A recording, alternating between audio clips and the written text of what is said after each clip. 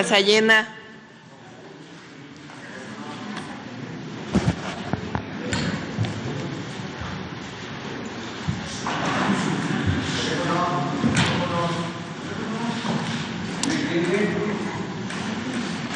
Muy buenos días a todos, a todas. El día de hoy, primera mañanera del pueblo, en el segundo piso de la Cuarta Transformación, lo vamos a dedicar al 2 de octubre. 2 de octubre no se olvida. Hace 56 años, en la plaza de Tlatelolco, después de un movimiento estudiantil que lo que pedía era libertad, democracia, libertad de los presos políticos, fue perpetrada una de las mayores atrocidades que se vivió en México en la segunda mitad del siglo XX. Fue ordenado por el entonces presidente de la República, Díaz Ordaz, comandante en jefe de las Fuerzas Armadas, la represión contra estudiantes que en libertad y pidiendo diálogo público que había sido ofrecido, fueron asesinados, encarcelados. Y el día de hoy, como debe ser, primero le pedimos a Pablo Gómez, que es titular de la UIF, pero él fue preso estudiantil de 1968, que nos acompaña el día de hoy. Entonces, el día de hoy vamos a presentar un video primero de lo que fue el movimiento estudiantil de 1968, a quien nos ve a la distancia. Dura 11 minutos y lo que muestra es la historia del movimiento estudiantil de 1968.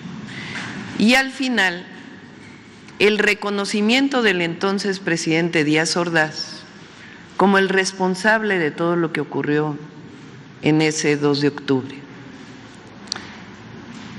Personalmente, para mí es una obligación el día de hoy. He dicho en otras ocasiones que soy hija del 68. Mi madre participó en ese movimiento estudiantil, era profesora del Instituto Politécnico Nacional. Ella participó durante todo el movimiento como profesora, ayudando a los estudiantes. Después fue expulsada del Politécnico Nacional por haber participado. Ella, además de cursar sus estudios de posgrado, era profesora, fue expulsada. Y nosotros, pues como hijos, yo tenía 6 años solamente, pero para nosotros en la familia pues fue algo que vivimos personalmente.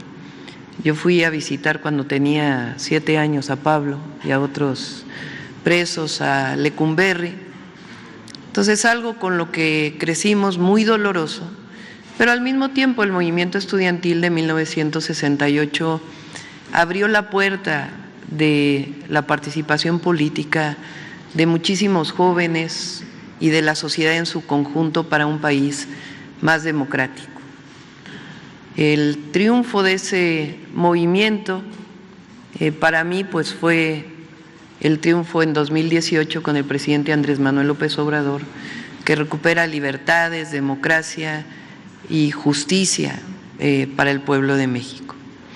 El día de hoy entonces presentaremos este video, después le pediremos a Pablo que participe, después leerá la consejera jurídica Ernestina Godoy un decreto que va a salir publicado el día de hoy en el Diario Oficial de la Federación, y después la secretaria de Gobernación, Rosa Isela Rodríguez, va a hacer una disculpa pública a nombre del Estado mexicano a todos los familiares que perdieron a alguien el 2 de octubre.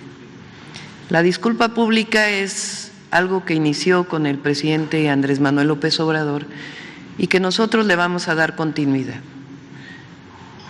Las disculpas públicas de un crimen de lesa humanidad, como fue el caso de los pueblos yaquis y otros casos que hizo el presidente, engrandece a los pueblos, reconoce crímenes como este y al mismo tiempo pone un alto y dice nunca más. Entonces, esta es la mañanera del día de hoy y terminando esto, pues pasamos a las preguntas. Antes de ello, nada más comentarles que las mañaneras ahora las vamos a desarrollar de una manera especial. Va a venir información, como siempre lo hacía el presidente, información sobre algún tema, sea seguridad, sea los trenes, sea las obras, programas sociales. El día de mañana, por ejemplo, vamos a tener las iniciativas constitucionales y de ley que vamos a enviar al Congreso para los derechos de las mujeres. El viernes vamos a hablar de las becas y así vamos a seguir con información y preguntas, pero además vamos a tener una sección especial en las mañaneras del pueblo. Los lunes vamos a hablar de vida saludable. Es muy importante que las y los mexicanos sepamos las afectaciones a la salud de la comida que llamamos chatarra, porque vivimos una pandemia en realidad de hipertensión, diabetes, en algunos casos obesidad, y es importante que entendamos por qué está ocurriendo esto en la población. El martes lo vamos a dedicar al humanismo mexicano y la memoria histórica. Va a venir un historiador, una historiadora, a hablar sobre hechos importantes. Este mes de septiembre, pues no solamente es el mes de la patria, sino es el mes de la Constitución de 1824, el 4 de octubre. El 10 de octubre se cumplen 200 años de la entrada del primer presidente de México, de Guadalupe Victoria. Entonces vamos a dedicarlo a estos temas. El miércoles le vamos a llamar detector de mentiras. Y no solamente se va a hacer una revisión de las mentiras que salen en redes sociales o en algunos medios, sino también vamos a pedir que participe la ciudadanía en este detector de mentiras. El jueves, Mujeres en la Historia. Vamos a hacer un reconocimiento de las mujeres que han participado en la historia de México. Y el viernes le llamamos Suave Patria, que está dedicado a también participación de la ciudadanía en hechos, en momentos que nos hacen sentir orgullosos y orgullosas de ser mexicanos, de ser mexicanas. Entonces, pues vamos a iniciar en este momento con el video del 2 de octubre. Gracias.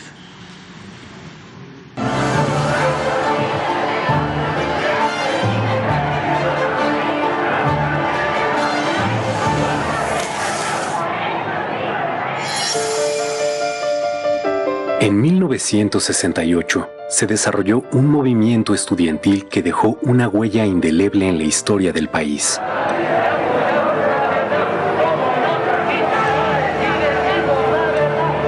Lo que comenzó como una protesta juvenil contra los abusos de la policía capitalina se convirtió en la rebelión de una generación contra el autoritarismo del régimen. Decenas de miles de jóvenes estudiantes se manifestaron pacíficamente en defensa de las libertades civiles y la democracia. Al justo reclamo se sumaron maestros y sectores populares. El gobierno de Gustavo Díaz Ordaz vio en el desafío estudiantil una conjura comunista. y ordenó la represión que culminó con la matanza del 2 de octubre de 1968 en Tlatelolco.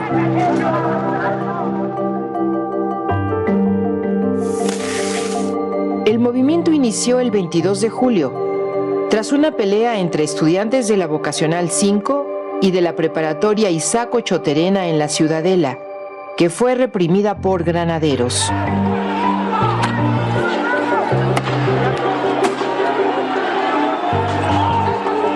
El 26 de julio, 2 manifestaciones en el centro de la Ciudad de México, una de protesta contra la represión y otra conmemorando la Revolución Cubana, también fueron reprimidas por la policía.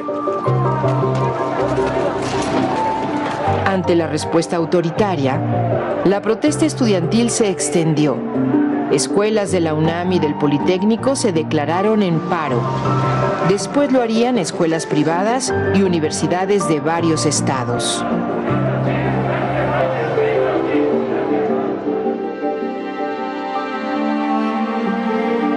Luego de la primera manifestación masiva, el presidente Díaz Ordaz ordenó el 30 de julio la intervención del ejército. De un bazucazo, soldados destruyeron la puerta histórica de la Preparatoria 1 y tomaron violentamente el edificio, deteniendo a decenas de estudiantes y maestros.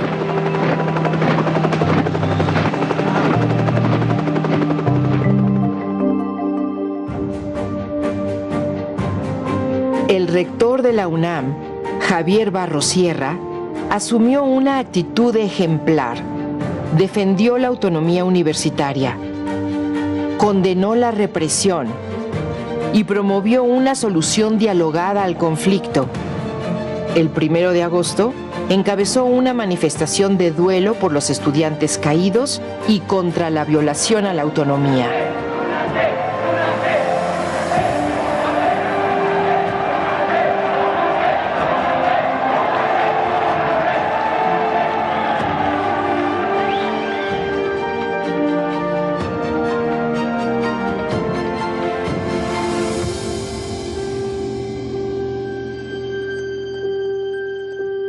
En los primeros días de agosto, los estudiantes formaron el Consejo Nacional de Huelga, con representantes de escuelas de la UNAM y el IPN. El CNH dio a conocer el pliego petitorio del movimiento. Libertad a los presos políticos. Derogación del delito de disolución social del Código Penal. Indemnización para los familiares de muertos y heridos. Desaparición del cuerpo de granaderos y destitución del jefe de la policía. Los estudiantes demostraron una enorme creatividad. Las brigadas se multiplicaron por calles, mercados, jardines, plazas públicas y generaron una enorme simpatía entre la población. Fue el primer movimiento social en el que participaron miles de mujeres que rompieron los estereotipos de la sociedad tradicional y fueron protagonistas de una lucha por un país más libre.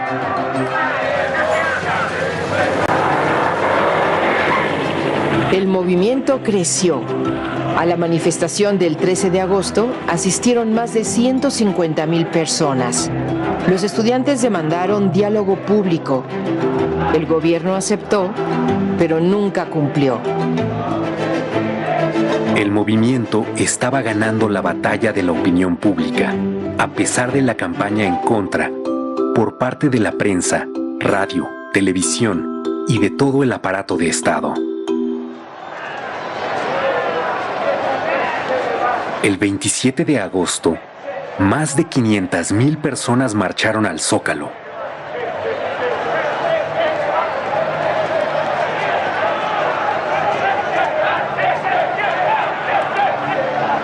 El 1 de septiembre, con el aval del Congreso, el presidente Díaz Ordaz anunció que tomaría medidas para imponer el orden. En respuesta, los estudiantes realizaron una marcha del silencio.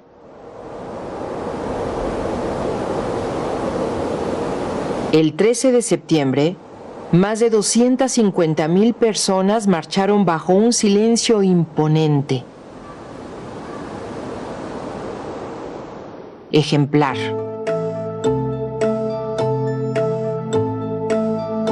El gobierno canceló toda negociación y decidió optar por la fuerza para acabar con el conflicto.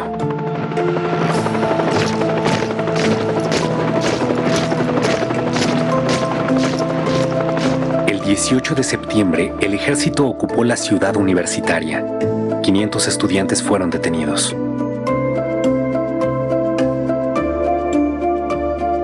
El 23 de septiembre se tomó violentamente el casco de Santo Tomás y la vocacional 7 de Tlatelolco, venciendo la tenaz resistencia estudiantil.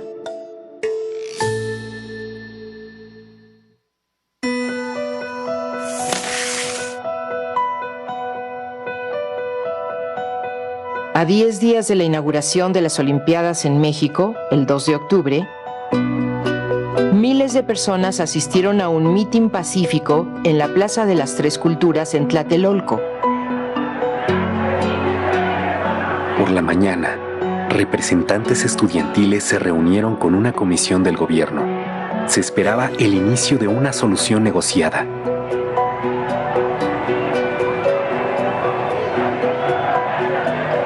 Pero Díaz Ordaz ya había decidido acabar con el movimiento y dio la orden al Estado Mayor Presidencial, a un cuerpo de élite militar, el Batallón Olimpia, a unidades del ejército, a la policía, de reprimir a los manifestantes. Desde horas antes, francotiradores oficiales se apostaron en los edificios que rodeaban la plaza. Poco después de las 6 de la tarde, un helicóptero lanzó 2 bengalas. Fue la señal para que las tropas avanzaran sobre la plaza a bayoneta calada. Los miembros del Batallón Olimpia aparecieron en el edificio Chihuahua, donde estaba la tribuna y se encontraban los dirigentes del movimiento. El objetivo declarado era detenerlos. Sin embargo, otro grupo del Batallón Olimpia disparó desde las alturas contra sus propios compañeros, contra los militares y civiles que ocupaban la plaza.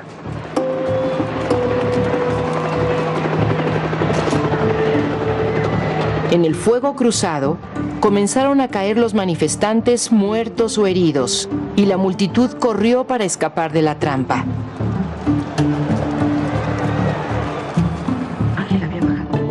Fue una sangrienta masacre en la que murieron estudiantes y población civil, incluidos niños que asistieron al mitin. La versión oficial reconoció 38 civiles muertos, un niño y 4 soldados, y culpó a los estudiantes de provocar la violencia. El periódico inglés The Guardian realizó una investigación y publicó que 325 personas fueron asesinadas ese día. Los heridos se contaron por centenares y por miles los detenidos, muchos de ellos torturados. Los líderes del Consejo Nacional de Huelga fueron recluidos en la cárcel de Lecumberri y el Poder Judicial los juzgó como terroristas. El 2 de octubre se cometió un crimen de Estado contra los estudiantes y el presidente Gustavo Díaz Ordaz asumió toda la responsabilidad. Asumo íntegramente la responsabilidad personal, ética, social, jurídica, política e histórica por las decisiones del gobierno en relación con los sucesos del año pasado.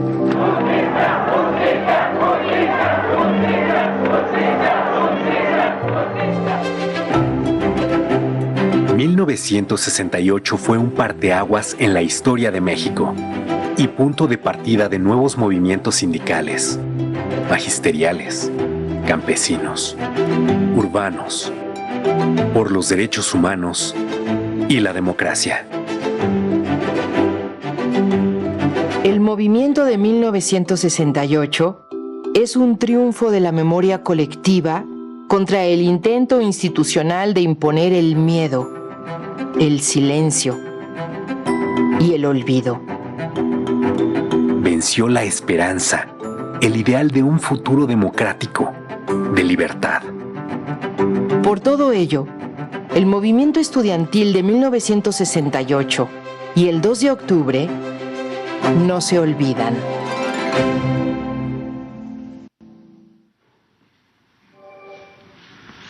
Pablo. Este documento es principalmente para las y los jóvenes, porque son 56 años del movimiento estudiantil y del 2 de octubre. Adelante, Pablo.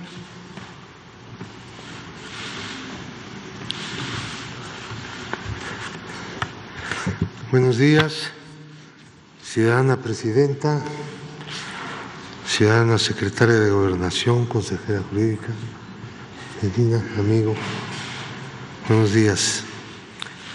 Es para mí un momento de mucha distinción que la presidenta me haya encomendado dirigir con motivo de este homenaje al movimiento de 1968, algunas palabras en referencia con dicha gesta histórica. El movimiento de los estudiantes del 68 no fue un movimiento de la Ciudad de México como algunos suponen. Fue un movimiento nacional. En casi todo el país tuvo expresiones de distinto género. Este movimiento fue un movimiento por las libertades democráticas, por tanto, en contra del régimen de represión política que existía. En los años anteriores, movimientos ferrocarrileros, movimientos del magisterio, los telefonistas, los telegrafistas,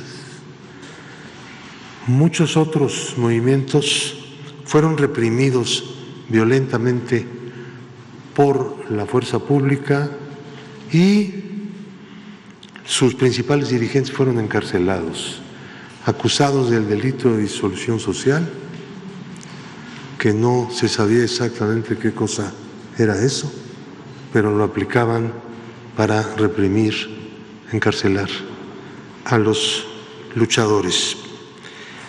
Fue un movimiento de la juventud intelectual de México.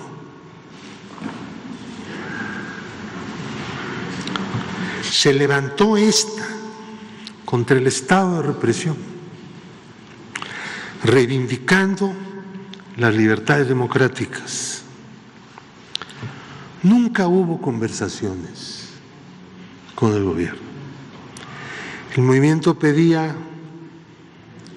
diálogo público, porque la tradición de contubernios entre líderes de movimientos y los gobernantes pues era muy fuerte, y para ventilar el asunto público, el asunto nacional, que era el de conquistar las libertades democráticas para todos, pues tenía que ser igualmente público. Hay varias versiones que los enemigos del movimiento han construido, que se trató de una provocación. Algunos llegaron a decir que había sido una provocación de la Agencia de Inteligencia de los Estados Unidos en contra del gobierno de México, cosas tan extrañas como eso.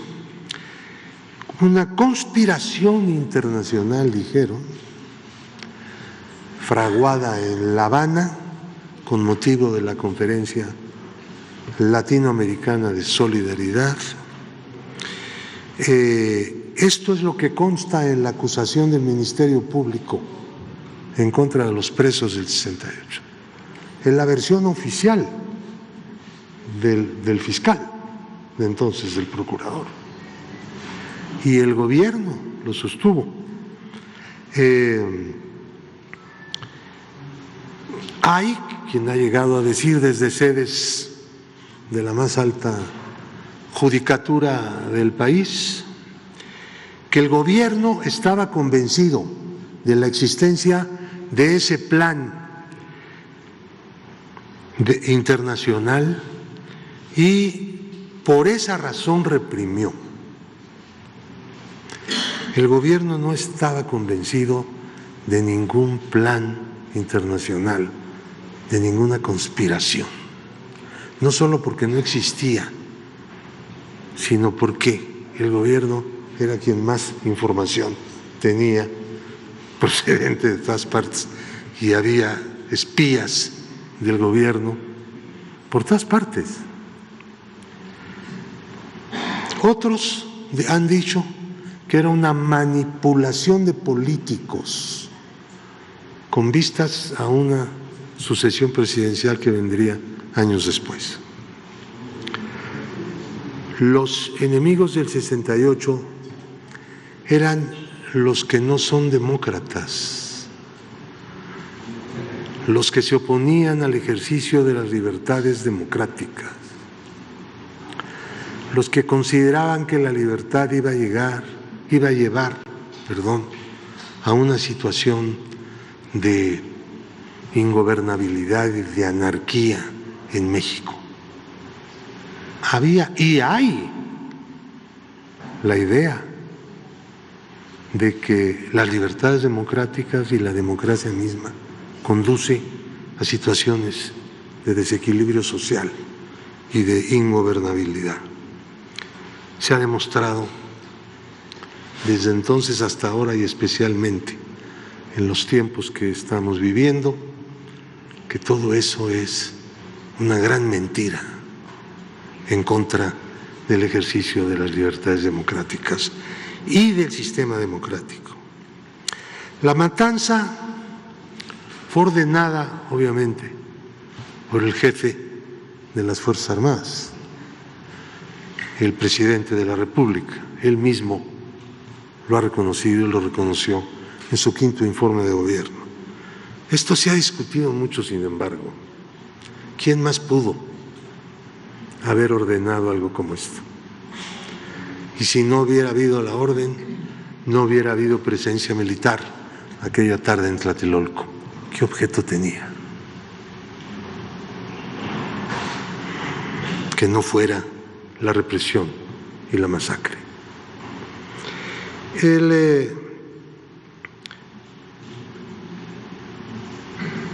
El otro asunto es el de los procesos penales. Quienes fuimos acusados de la matanza, de los muertos, de los heridos, fuimos los presos políticos del 68. Las víctimas, o parte de ellas, aparecían como victimarios de sus propios compañeros. De ese tamaño era la perversidad del poder político de entonces. De ese tamaño. El Poder Judicial, a través de un tribunal, nos sentenció a 16 años de prisión. Finalmente se concedió por parte del Congreso una amnistía y podríamos terminar diciendo la vigencia del movimiento estudiantil de 1968 ha sido en estos 56 años totalmente vigente. Muchos recogieron el mensaje y el objetivo del movimiento, las libertades democráticas. Parte de quienes recogieron y han venido recogiendo desde entonces ese mensaje, esa práctica, esa rebeldía, esa lucha, es la Cuarta Transformación, es la fuerza política mayoritaria del país. Porque la cuarta T proviene en gran medida del mensaje, de la acción, de la práctica y de la continuidad del movimiento estudiantil de 1968, que estará no solo como parte de la historia formal, sino también continuará en la memoria de las siguientes generaciones de mexicanas y mexicanos. Muchas gracias.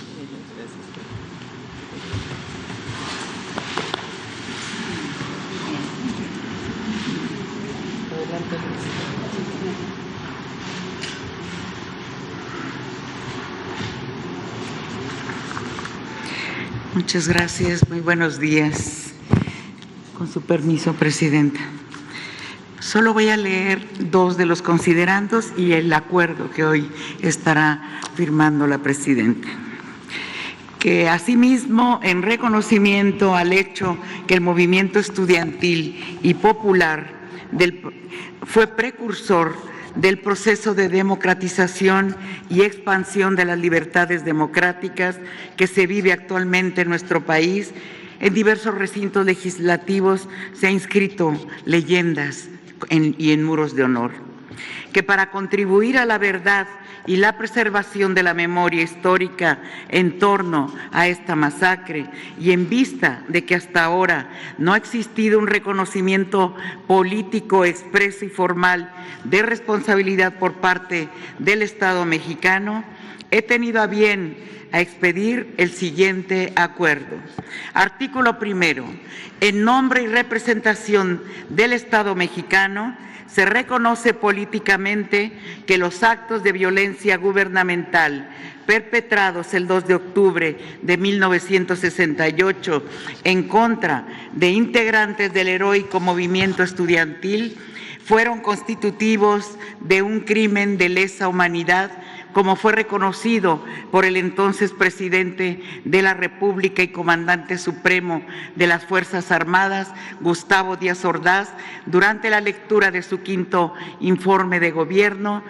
Textual, dijo: por mi parte, asumo íntegramente la responsabilidad personal, ética, social, jurídica, política e histórica por las decisiones del gobierno en relación con los sucesos del año pasado. Artículo segundo. Se instruye a la titular de la Secretaría de Gobernación para que en nombre y representación del Estado mexicano se ofrezca una disculpa pública por esa grave atrocidad gubernamental a las víctimas, a sus familiares y a la sociedad mexicana en su conjunto. Artículo tercero. En nombre y representación del Estado mexicano, el Ejecutivo Federal a mi cargo se compromete a garantizar la no repetición de atrocidades como a las que se refiere el presente acuerdo, actos de represión, actos de privación ilegal de la libertad, uso de las Fuerzas Armadas contra la población, utilización de cárceles clandestinas, torturas u otros tratos crueles, inhumanos o degradantes, o a la anuencia del Estado para destruir o exterminar a un grupo de la población mexicana. Artículo cuarto. Quedan a salvo los derechos que legalmente les asisten a las víctimas y a sus familiares. Artículo quinto. Este reconocimiento político servirá para la materialización de actos subsecuentes de impulso a la justicia, la preservación de la memoria histórica y la no repetición de los hechos. Artículo sexto. En mi calidad de Comandanta Suprema de las Fuerzas Armadas, asumo el compromiso solemne y giraré las correspondientes órdenes formales para que sus estructuras y elementos nunca más sean utilizados para atacar o reprimir al pueblo de México, y de que se fortalezca la formación en derechos humanos y construcción de paz, se asuma el reconocimiento de los hechos históricos aquí mencionados y se garantice su no repetición. Esto entrará en vigor el día de la publicación en el Diario Oficial. Muchas gracias.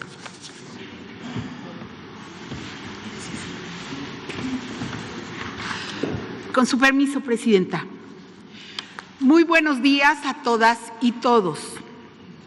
En cumplimiento a la instrucción de la Presidenta de la República, Claudia Sheinbaum Pardo, y con la convicción de la responsabilidad histórica que han otorgado a este gobierno millones de mexicanas y mexicanos, me dirijo a ustedes para pronunciarnos en nombre del Estado mexicano por los actos de violencia cometidos el 2 de octubre de 1968.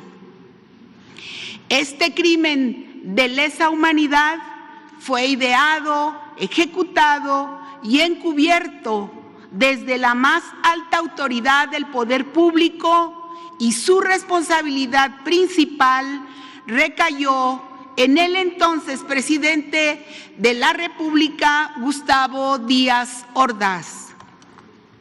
Se trató de un reprobable acto de represión estudiantil y social que tuvo como consecuencia decenas de muertos, heridos, detenidos extrajudicialmente y torturados.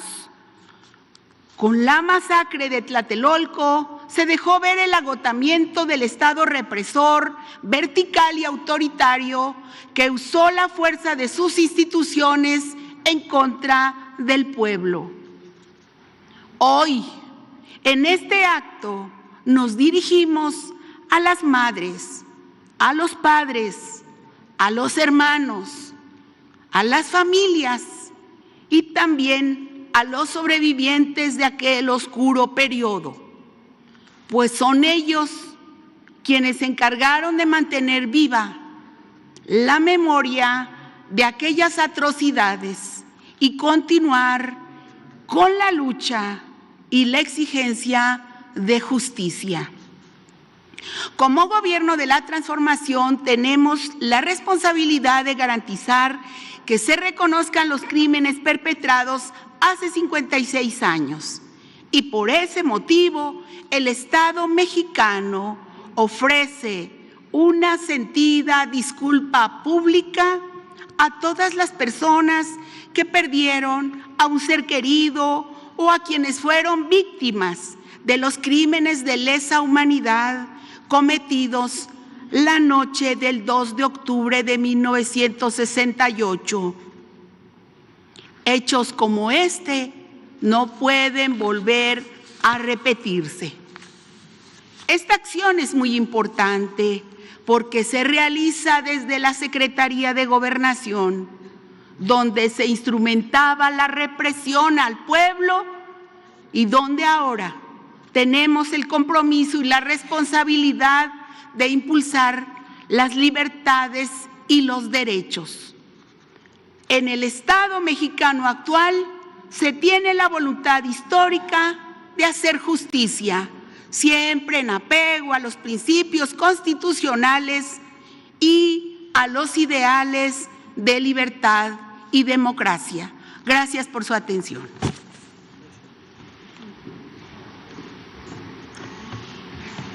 Pues es así, este decreto va a salir publicado el día de hoy en el Diario Oficial de la Federación y sea pues esta disculpa pública en nombre del Estado mexicano. Pasamos a las preguntas, muchas manos. ¿Cómo está el asunto aquí? A ver, acá primero.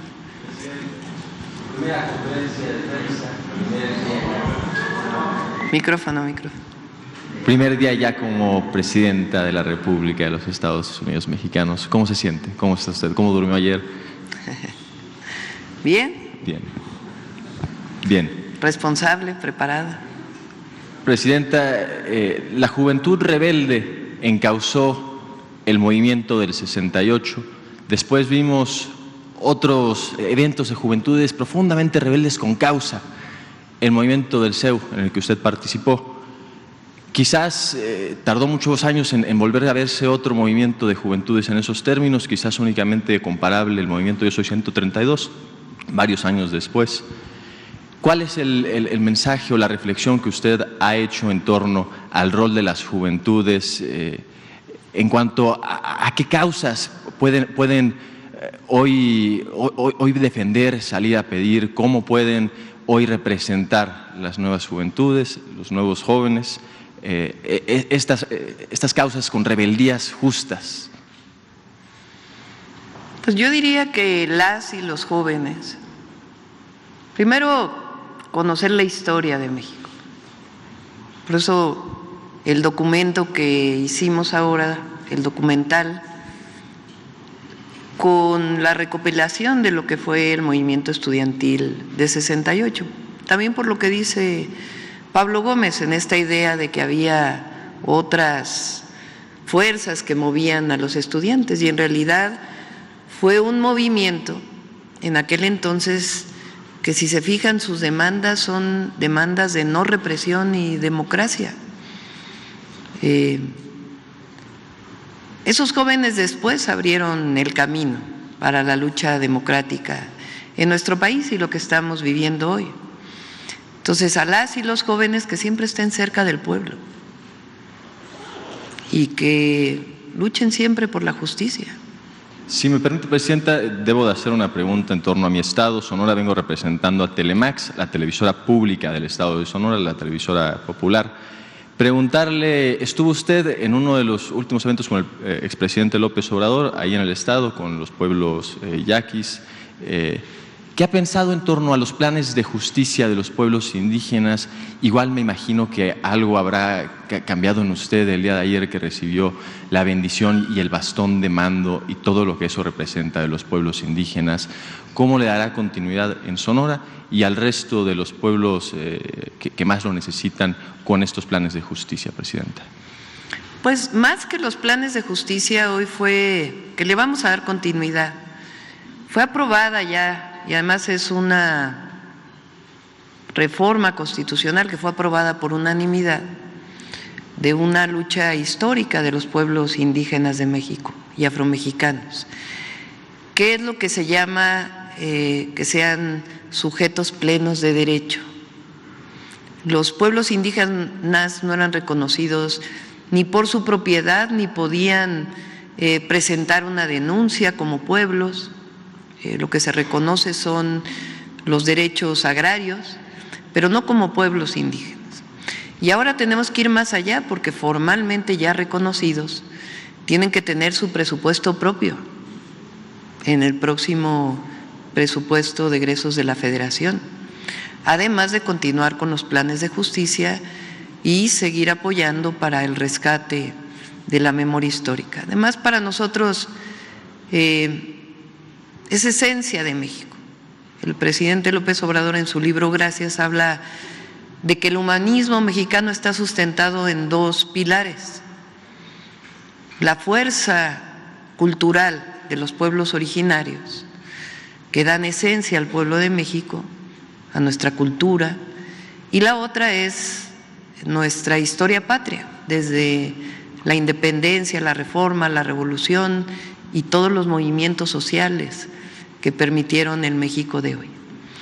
Entonces vamos a ir más allá de los planes de justicia, porque pues tiene que llevarse a los hechos la reforma constitucional. Y Presidenta, por último, porque usted ha sido muy rápida con sus preguntas, si me permite la imprudencia de preguntarle en otra ocasión, sería, no me perdonaría a mí mismo si soy el primero en preguntar en estas nuevas mañaneras del pueblo y no le pregunto acerca del Plan Sonora, el gran plan de industrialización de mi estado.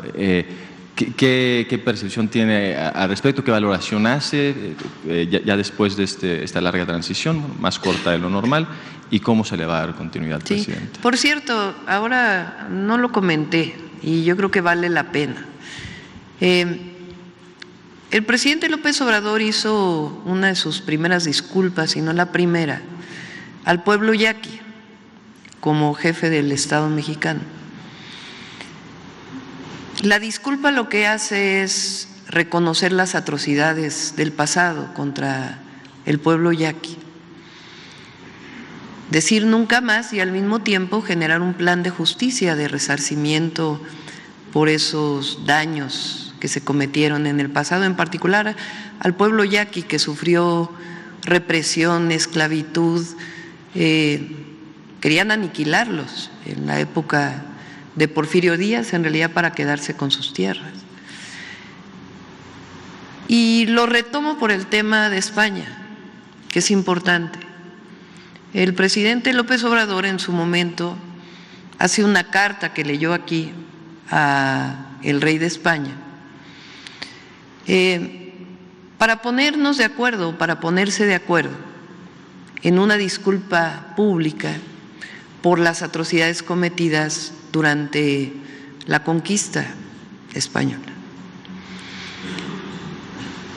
Posterior a eso, ¿qué ocurre? El rey no contesta la carta, ni siquiera en lo más básico de una relación bilateral diplomática, como jefe de Estado a jefe de Estado, porque fue una carta privada que tenía que ser contestada pues con una carta privada, aunque no hubiera estado de acuerdo.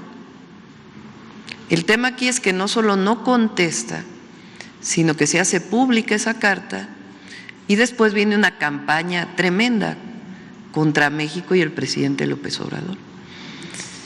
Por eso nosotros decimos que la disculpa pública frente a atrocidades del pasado engrandece a los pueblos, engrandece a los gobiernos. No es meter debajo de la alfombra un hecho como estos, sino decir ocurrió y no queremos que vuelva a ocurrir, como el caso del 2 de octubre de 1968. Por acá, a ver, por acá. Vamos a tomar que unas 5. Gracias. Gracias, Presidenta. Buenos días, Daliela Escobar de Proceso. Primero, bueno, preguntarle, ya seguramente tuvo la primera reunión de Gabinete de Seguridad, esta situación que quedó, por supuesto, pendiente también en el gobierno del expresidente Andrés Manuel López Obrador y el seguimiento que le estaban dando a la situación de seguridad que se suscitaba en Sinaloa. Quisiera saber cómo es el primer diagnóstico que tienen en esta primera reunión de Gabinete. Las acciones, ustedes ya han mencionado, va a continuar la estrategia de seguridad, pero en torno al tema de diagnóstico, ¿cómo está el panorama? Se hablaba de que se había extendido hacia Sonora este asunto de la violencia y sobre todo también en este mismo sentido preguntarle las acciones que pudiera estar tomando para solicitar que Estados Unidos dé información en torno al tema de las detenciones de dos narcotraficantes que se dio desde territorio mexicano y que concluyó en Estados Unidos. Para empezar, gracias. Sí tuvimos la primera reunión. Por cierto, Sinaloa no aparece entre los 5 estados de más número de homicidios. El primero sigue siendo Guanajuato. Estaba Chihuahua, Estado de México, pero el máximo, Guanajuato, de nuevo. ¿Qué vamos a hacer nosotros? Primero, dar seguimiento a estas reuniones de las 6 de la mañana. El día de hoy yo solicité al fiscal general de justicia que nos enviara una persona que pudiera estar en el gabinete de seguridad para coordinarnos. La fiscalía es autónoma, pero como lo manifesté desde su momento en la campaña, como lo hacíamos en el gobierno de la ciudad cuando Ernestina Godoy era fiscal, ella participaba en los gabinetes y ayudó mucho en la coordinación. Entonces el día de hoy ya llegó un fiscal a nombre del fiscal Gertz Manero como parte de la coordinación que vamos a establecer. Eso es algo importante. Y también pues el análisis de dónde están los homicidios y un programa que estamos desarrollando para los municipios que en este momento tienen mayor número de homicidios. El día 8, si mal no me acuerdo, creo que es 8, el martes, ¿no?, de la próxima semana, vamos a presentar el Plan Nacional de Seguridad. Son algunas iniciativas que vamos a enviar, sobre todo para fortalecer la inteligencia y la investigación. Nuestra estrategia consiste en 4 ejes. Es atención a las causas, vamos a seguir trabajando con las y los jóvenes, con Jóvenes Construyendo el Futuro, con más número de preparatorias y universidades, y también con un programa especial desde la Secretaría de Seguridad Ciudadana que llamamos Jóvenes Unen a México o Uniendo a México. Es un programa que lo desarrollaban antes, pero que ahora le vamos a dar más focalización, que es justamente en estos municipios de mayor índice delictivo, para atender a las familias de una manera integral. Y particularmente a los jóvenes, para incorporarlos a Jóvenes Construyendo el Futuro, a la escuela, a que no se involucren con los grupos delictivos. El segundo es la consolidación de la Guardia Nacional. Ya fue publicada la reforma de que la Guardia es parte de la Secretaría de la Defensa Nacional, pero hay una coordinación muy importante entre la Guardia, la Secretaría de la Defensa, la Secretaría de Marina y la Secretaría de Seguridad Ciudadana, en la inteligencia, la investigación y que nos permita llevar a la judicialización de casos en la Fiscalía y en su momento en el Poder Judicial. La tercera tiene que ver con atención a las causas, consolidación de la Guardia Nacional, inteligencia e investigación y coordinación, que justamente esta coordinación, y vamos a estar invitando a gobernadores de las distintas entidades para poder hacer estos planes de una manera más integral. Y sí, vamos a seguir pidiendo información de estas detenciones que hubo en nuestro territorio. Entonces, podría decirse, Guanajuato sigue siendo pues una preocupación porque sigue estando entre los primeros lugares, pero podría decirse también que en el caso de Sinaloa se tiene la percepción de que se están tranquilizando las cosas.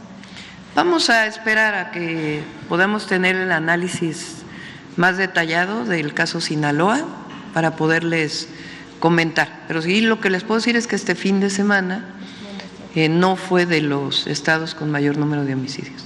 Bien, Presidenta, en otro tema, bueno, ayer veíamos ya a la primera presidenta de México, también veíamos ahí en la Cámara de Diputados a una mujer presidenta de la mesa directiva del Congreso y a una mujer también presidenta en el caso del Poder Judicial. Quisiera preguntarle, por un lado, cómo se va a definir la relación que se tendrá con los dos poderes del Estado.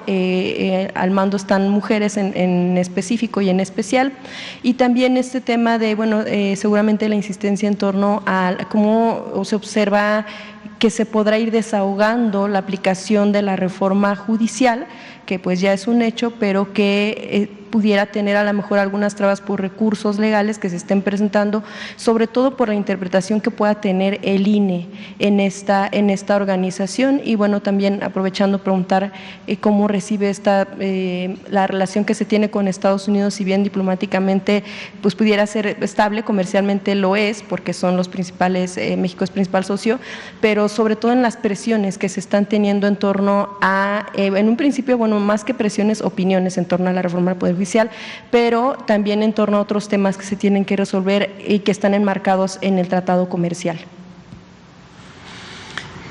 Bueno, sobre el Poder Judicial, pues ya conocen nuestra posición.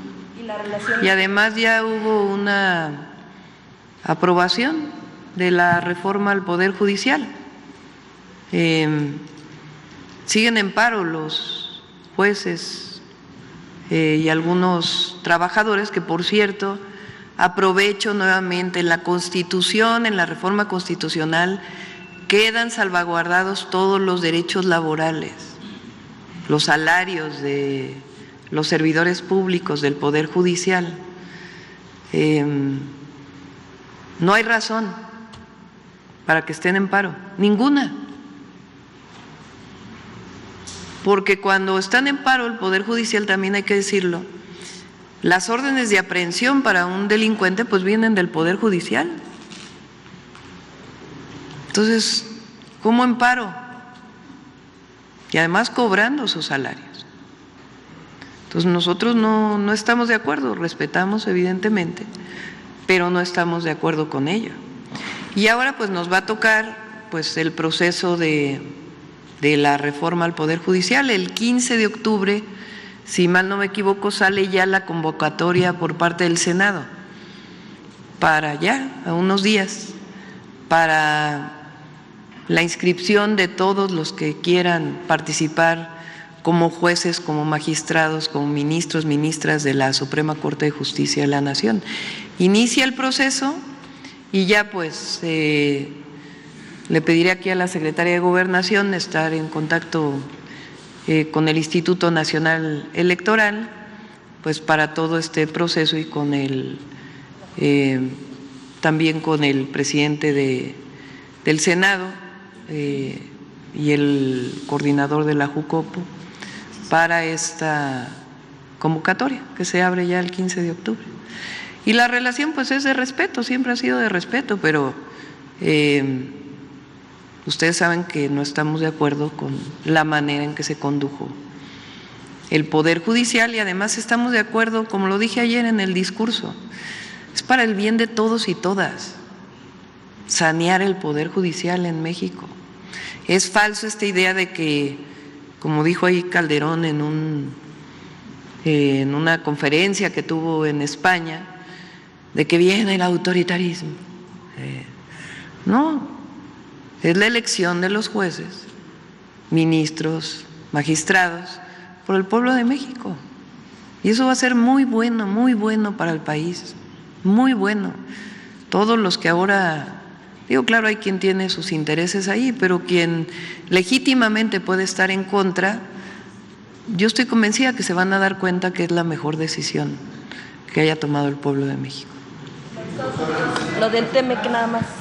¿Lo de qué, perdón? Las presiones por el TEMEC, las presiones en Estados Unidos por los… Pues, para mí no hay presiones, pues México es un país libre, soberano, independiente. Y nos coordinamos, más no nos subordinamos, como lo dije ayer. A ver, ahora vamos a darle un histórico aquí a Carlitos, que digo porque él viene desde la campaña a la Ciudad de México, cubriendo el… Buenos días a todas y todos. Doctora, ahorita que hablaba de la Carta de España, ¿cuál es la situación actual de la relación diplomática con España, entre México y España, doctora? Es buena, no tiene por qué cambiar. Pero vamos a defender siempre la posición y con España tenemos relaciones comerciales, de turismo, turísticas, culturales. A México y España le une de manera muy importante el exilio que hubo de la República. Hay muchísimos españoles y españolas que viven en México de aquella época y otros también. Pero nosotros creemos primero que tiene que recapacitarse. Hace poco el gobernador de California, que por cierto estuvo aquí para la toma de protesta, hizo una disculpa pública al pueblo afroestadounidense por las atrocidades también que se cometieron. Y los países de Europa han hecho disculpas públicas, el Vaticano hizo una disculpa pública. Entonces, es importante seguir manteniendo esta posición y la vamos a mantener. También ayer, doctora, se publica una carta de parte de Xóchitl Gálvez donde le hace una serie de peticiones y le dice que tiene poco tiempo para acabar con la intriga y la polarización. ¿Qué responder a esta carta, doctora? Me acordé ahorita, a ver si hay por ahí una encuesta que sacó el Universal hace poco de Buen Día, para que vean cuánta polarización hay, de cuando deja el gobierno el presidente López Obrador. Es la última transparencia, a ver si te la pasé por ahí. Miren esta pregunta. En su opinión, los comentarios y declaraciones que por lo general hace, dos preguntas, López Obrador o Claudia Sheinbaum, ¿ayudan a unir a los mexicanos o sirven para dividirlos? A la pregunta, ¿los comentarios que hace López Obrador ayudan a unir a los mexicanos, 69% en el levantamiento de esa encuesta al final del periodo del presidente Andrés Manuel López Obrador, decían que sus comentarios ayudan a unirlos a los mexicanos y mexicanas, 69%. Y en el caso de su servidora, 73%. ¿Sí se dan cuenta? Entonces, ellos siguen pensando que hubo una elección de Estado y muchas cosas, pero lo que hay pues es una organización, concientización muy grande del pueblo de México. Ayer la verdad fue muy hermoso como en todo el recorrido de su casa, que salía ayer en la mañana hasta el Congreso, igual le pasó al presidente López Obrador, pues la gente salía a las calles a aplaudir, contenta. Entonces, la unión de los mexicanos se basa en las libertades, la democracia y la justicia. No podemos opinar todos lo mismo. Eso sería autoritarismo.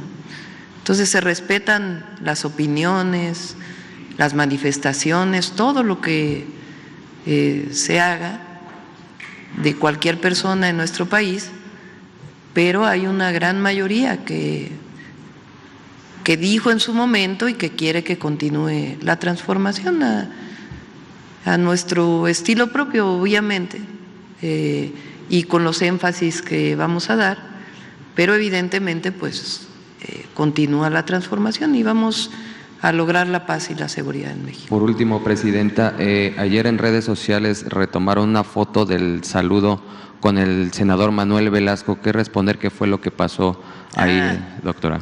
Es que de veras, sacaron en la mañana, ¿no? Creo que Claudio X González, que la reconciliación y no sé qué, y luego unas horas después ya estaba sacando otras cosas. Yo acostumbro, cuando es algo que hago desde hace mucho, ya ven que hace mucho se usaba que a las mujeres las besaran en la mano, ¿no? Entonces yo acostumbro que si llegan a darme un beso en la mano, yo regreso el beso. Es una práctica que tengo, la hice en toda la campaña, la he hecho desde hace mucho tiempo y fue eso, sencillamente. Me besaron la mano, regresé el beso, y algo natural y de reciprocidad, digamos, que hago desde hace mucho tiempo. Uy, son demasiados. Faltan dos, ¿no? Faltan dos. A ver acá. Buenos días, Presidenta.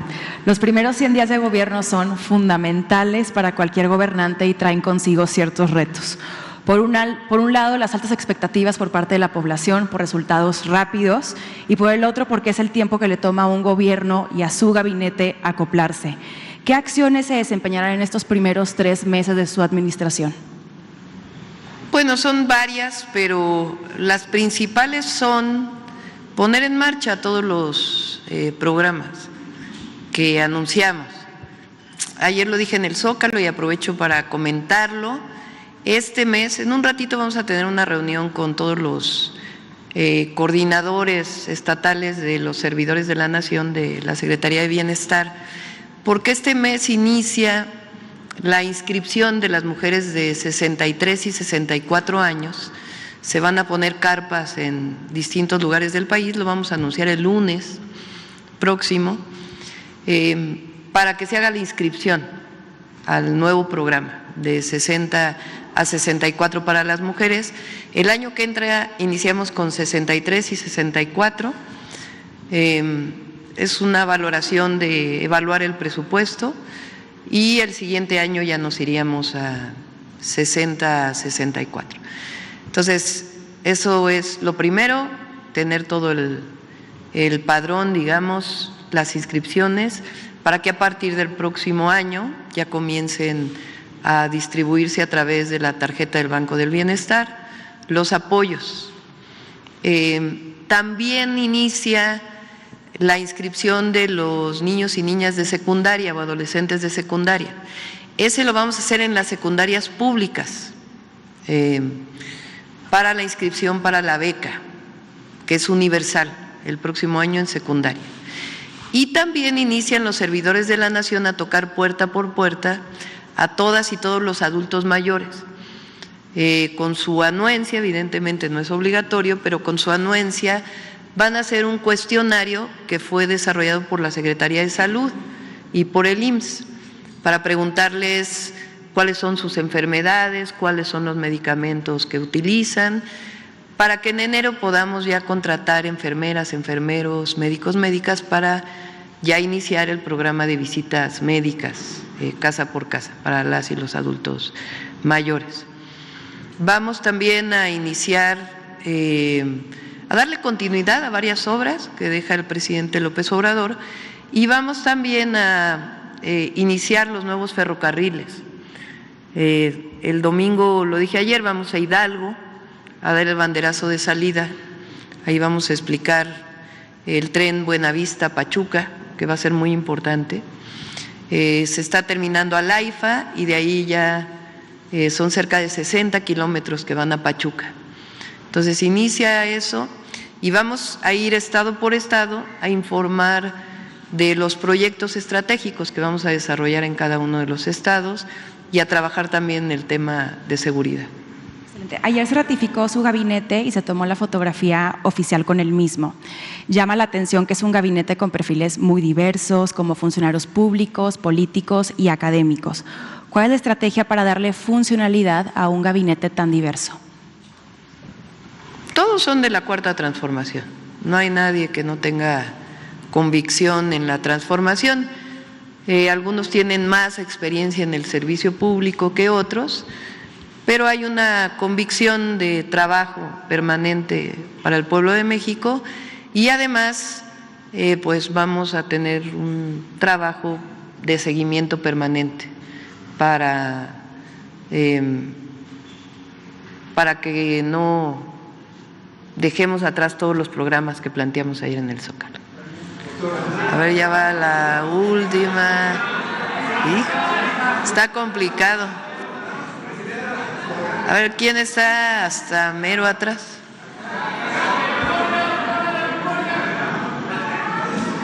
A ver cómo fuimos de mujeres y hombres, mitad y mitad, ¿verdad? Creo que más mujeres, ¿verdad? ¿Sí? A ver, allá atrás. A ver, sin censura. Sandra Aguilar, doctora, muy buenos días de Grupo Informativo. Primero preguntarle en su primera gira que va a tener en las próximas horas a Acapulco, preguntarle si tiene un plan planeado para poder atender esta contingencia. Perdón, estoy un poco nerviosa. Y preguntarle quién le va a acompañar en esta gira de su gabinete. Vamos a ir en auto. Termina la reunión de bienestar y me voy en vehículo a Acapulco. Estamos ya viendo el regreso, si regreso en avión.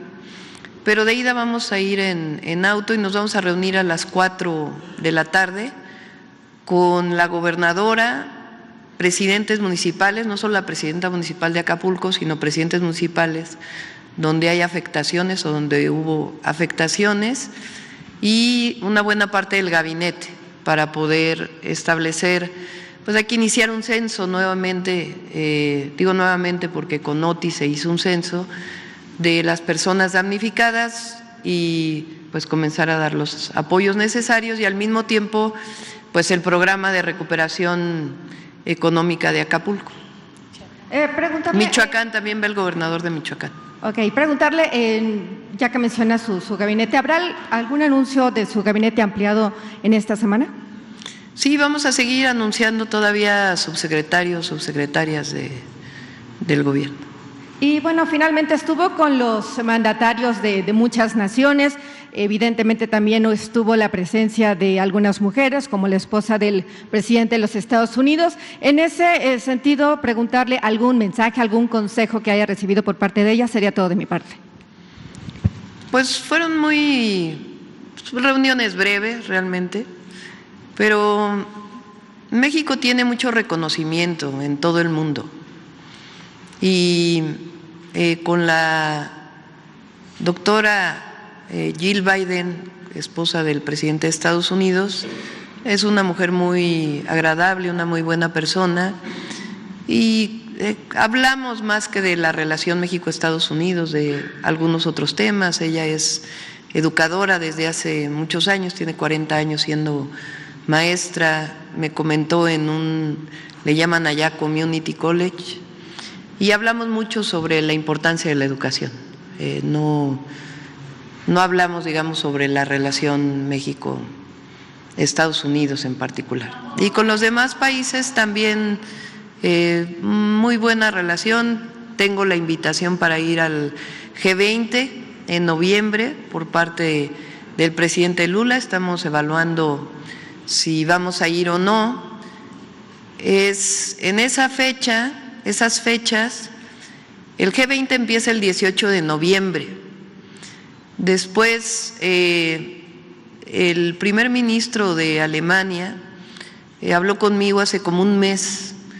Tiene intención de venir con empresarias alemanes a una reunión.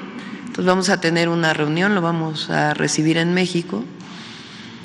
Y el 20 de noviembre pues es el aniversario de la Revolución Mexicana. Entonces estamos viendo a ver si nos da tiempo de ir un momento y después las otras reuniones. Estamos todavía evaluándolo, pero muy buena relación. Ahora sí, la última. Vicente Serrano. Es la primera mañanera, todavía nos faltan 6 años, espero, después de la revocación de mandato. Presidenta, Vicente Serrano, conductor de Sin Censura, muchas gracias por continuar con este ejercicio de apertura. Déjeme hacer referencia al nunca más y a esto que se reconoce el día de hoy. Y se lo planteo de esta manera porque muchos no estuvimos de acuerdo y se lo mencionamos al expresidente Andrés Manuel López Obrador con el perdón sí, olvido no.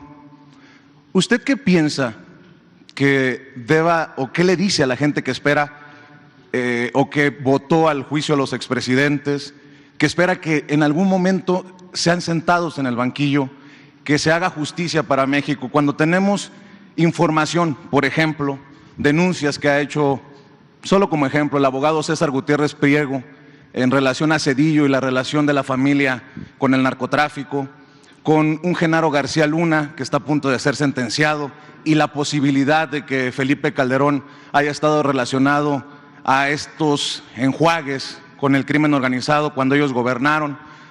Recuerdo, porque está Pablo Gómez, a quien saludo con mucho respeto, que hay una investigación también, un archivo, una carpeta sobre dineros en relación al expresidente Enrique Peña Nieto. ¿Qué le dice, presidenta, a aquellos que nos quedamos con ganas de justicia a través de esta consulta que resultó no vinculante?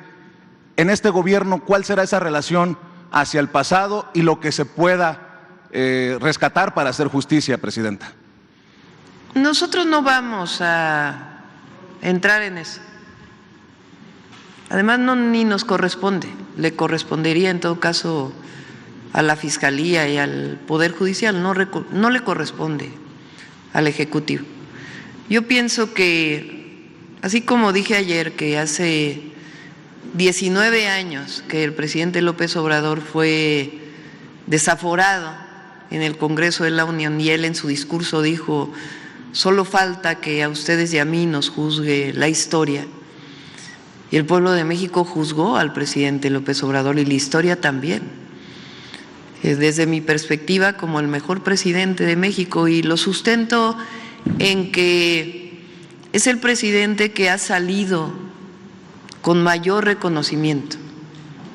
Por supuesto que la histórica lucha de Benito Juárez, lo que significó Madero, el propio presidente Lázaro Cárdenas, pero ninguno de ellos, Madero además fue asesinado, sale con la fuerza del presidente Andrés Manuel López Obrador, el reconocimiento de su pueblo. Eso es más valioso que muchas otras cosas. Entonces, en el caso de los expresidentes, nosotros no vamos desde el gobierno a señalaremos en lo que no estamos de acuerdo. Como ayer que dije, si hubiéramos querido que el Poder Judicial estuviera al servicio de la presidenta, pues hubiéramos hecho una reforma como la de Zedillo. Entonces es importante seguir manteniendo, pero de nuestra parte no va a haber ninguna denuncia. ¿Y qué le dice a la gente que sigue esperando eso, justicia, que insiste en este juicio a los expresidentes? Pues que la historia juzga a las personas, la historia los juzga. Presidenta. Y muchos de ellos están juzgados por el pueblo de México. Presidenta, por convicción y por experiencia propia, el tema migrante siempre ha estado presente en nuestras coberturas. Y en este primer día, ¿cuál es el mensaje a los paisanos que decente y honestamente se ganan la vida más allá de nuestras fronteras? Usted tiene una experiencia que, con mucho respeto lo digo, el expresidente no tenía. Haber vivido, haber estado allá, convivir con esta comunidad pujante. Se lo pregunto porque habrá espacio para que aquellos que aún no han entendido la cuarta transformación en embajadas y consulados reciban el mensaje hoy de la presidenta de México. Primero, nuestro cariño, reconocimiento, apoyo, todo a las y los mexicanos que viven en el exterior y particularmente en Estados Unidos. No solamente el agradecimiento por el apoyo que le brindan a sus familias, a México, todos los meses o cuando envían sus remesas, sino porque son héroes y heroínas que salieron de nuestro país buscando un futuro que no podían encontrar en México y que siguen cercanos a México siempre. Entonces, nuestro agradecimiento, reconocimiento. Y ayer lo dije en el Zócalo, yo le pedí a Juan Ramón de la Fuente, al doctor Juan Ramón de la Fuente, secretario de Relaciones Exteriores, que su prioridad sean las y los migrantes. Él personalmente va a hacer un programa para todos los consulados y él personalmente le va a dar seguimiento, no solamente en el trato que reciban nuestros hermanos y hermanas que viven allá, sino también en todos los trámites que normalmente hacen. Muchos de los trámites que se hacen desde los consulados son de registro civil y los registros civiles son de los estados, no es una atribución federal, sino estatal y de la Ciudad de México. Entonces tenemos que resolver ese problema de cómo hay relación con todos los estados de la República, sus registros civiles y otros servicios que dan para que sean eficientes esos servicios en los consulados y el trato en general en el apoyo jurídico y todo lo que requieran. Entonces, Juan Ramón tiene ese mandato que se lo comenté desde el primer día que lo invité a ser secretario de Relaciones Exteriores. Bueno, ya lo vamos a dejar hoy aquí. Ya mañana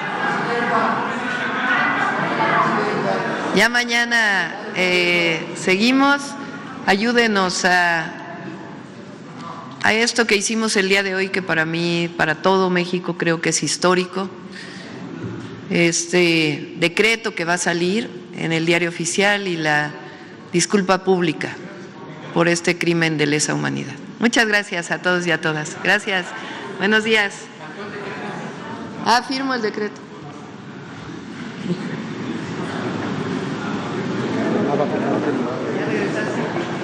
Sentados. Vénganse, acompáñenme.